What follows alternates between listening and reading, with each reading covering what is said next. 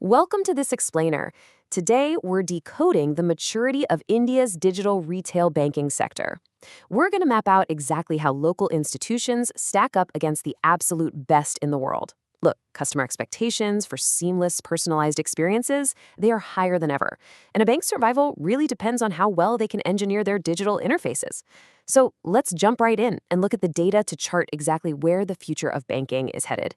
Okay, so here's our roadmap for today. We'll start with the digital banking inflection point, then benchmark the digital champions. After that, we'll look at mastering personal finance management, expanding beyond traditional banking, ecosystem and account aggregation, and finally, a blueprint for the future. All right, Section 1, the digital banking inflection point. Let's set the stage. To really understand where Indian banking is going, we first have to acknowledge the massive technological foundation it's currently built upon. It is a true inflection point. I mean, the sheer scale of India's digital public infrastructure, or DPI, is the ultimate backbone of this whole transformation. You've got Aadhaar acting as the foundational identity layer, and of course UPI, fundamentally revolutionizing real-time digital payments. Combine that with emerging networks like ONDC for commerce and OCN for democratizing credit, and wow, you have an ecosystem that has completely flipped how customers interact with the economy. This infrastructure acts as a powerful catalyst, literally forcing traditional banks to radically accelerate their digital transformation just to keep pace with all of us. Moving on to Section 2, benchmarking the digital champions. Let's see how things measure up. We're looking at the world's largest benchmarking study of digital retail banking, which spans over 300 banks across 41 countries. And the crucial point here is understanding our benchmark, the digital champions. This is an elite group. We're talking about the top 10% of global banks. These aren't just institutions with your basic run-of-the-mill banking apps. These are the absolute pioneers. They dictate the future of banking innovation. They set the key digital trends, and they provide market-leading user interfaces across every single step of the customer journey. When we talk about evolving our local banks, these are the heavyweights we're measuring against. So when we look at the digital banking maturity scores, Indian banks sit at an average of 42%. That actually slightly edges out the global average of 40%. But take a look at the digital champions. They are sitting all the way up at 62.5%. That is a massive 20-point gap. So while our local banks are doing slightly better than the global average, there is still a monumental leap required to catch up to the true pioneers of the industry. Which brings us to Section 3, mastering personal finance management. One of the clearest, most direct ways to bridge that 20-point gap we just talked about is by upgrading personal finance management, or PFM. A prime example of this gap is financial goal setting. Right now, only a quarter, just 25% of Indian banks, offer their users the ability to set financial goals directly within their app. Meanwhile, well over half of the global champions, 57% to be exact, provide this crucial feature. It's honestly a huge missed opportunity for local banks to boost engagement and help you and me map out our financial futures. This gap is visually striking when you see it in practice. Take BBA Bank, for example. International banks are using AI to automatically categorize transactions and project cash flows right on the home screen. It takes raw transactional data and turns it into highly visual, easy-to-digest financial intelligence. It's not just about showing a basic account balance anymore. It's about giving the user a complete, automated dashboard of their overall financial health. Let's look at Section 4, expanding beyond traditional banking. Because, it doesn't stop at personal finance. Moving beyond basic checking and savings, the true super apps of tomorrow are actively expanding into lifestyle and ecosystem services. Take Revolut. Notice how leading platforms seamlessly integrate non-banking offers based on a customer's digital footprint? You could be inside a banking app, but you're directly booking access to airport lounges. Global champions are basically becoming multi-service platforms. They're offering mobility, e-government services, healthcare packages, and entertainment directly within their user interfaces.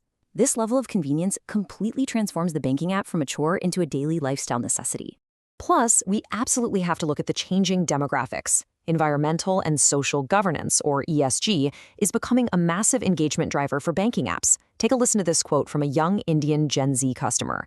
They said, "I want my employer to take smart actions to address climate change. People should be encouraged to get involved in community initiatives like banning single-use plastic." This perfectly highlights how the modern consumer makes financial decisions based on institutional values. And here's how this actually builds into the user interface itself with NetWest.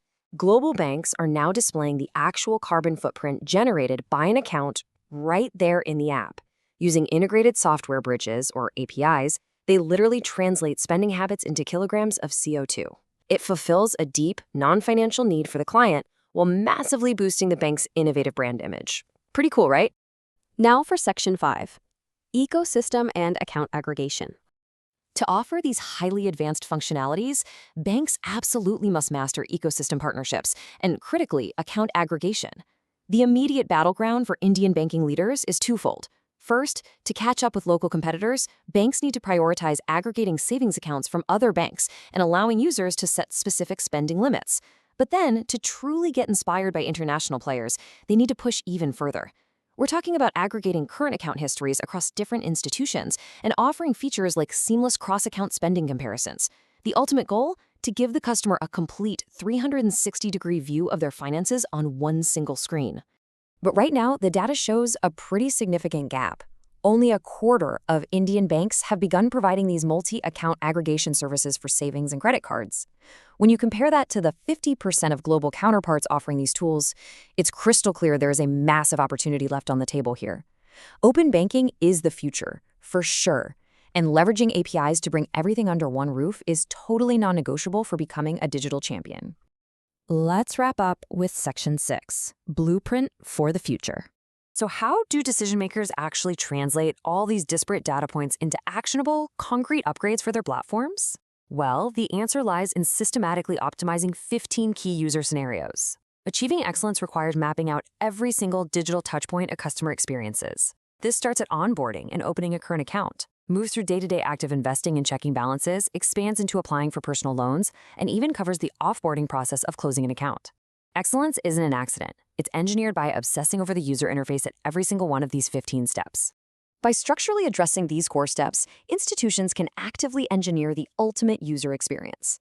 Step 1, streamline that account opening process so it's fully remote and frictionless. Step 2, implement that automated expense tracking and personal finance management we discussed earlier. Step 3, transform the app into a platform by integrating third-party lifestyle services. And Step 4, simplify complex products. Think about offering an end-to-end digital mortgage or car loan application directly on the mobile app, complete with progress trackers. India's digital public infrastructure is incredibly robust, so the foundation is undeniably already in place. But the ultimate question remains. As the global digital champions continue to redefine the standard, how fast will local banks evolve their interfaces? How quickly can they move from traditional transaction hubs to the seamlessly integrated super apps required to capture the demanding digital-first consumer of the future? That is the 20-point maturity gap, just waiting to be closed. Thank you so much for joining this explainer. I hope this structured look at the data gives you a much clearer picture of the exciting road ahead.